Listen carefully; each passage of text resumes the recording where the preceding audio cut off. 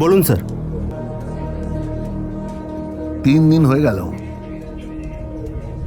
কিছু পাওয়া গেল না। সময় চেয়েছিলে, আরো চ। মানুষ মরবে আর আমরা চুরি করে বসে থাকবো। তোমরা এই কেসটা কতদিন কাটাচ্ছ বলো তো? না স্যার, পোস্টমর্টমের রিপোর্টে এসছে মেয়েটাকে রেপ করে মার্ডার করা হয়েছে। ঘটনাটা ঘটেছে কাল রাত 9টা নাগাদ। আগেরগুলোর মতোই স্যার, একদমই সেম।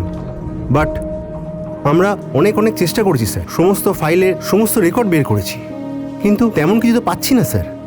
আহা, তাহলে তুমি সাজেস্ট করো কি করব। আচ্ছা, তোমাকে সরিয়ে দিই? না স্যার, আমরা সলভ করে ফেলবো স্যার, একটু ধৈর্য ধরুন স্যার।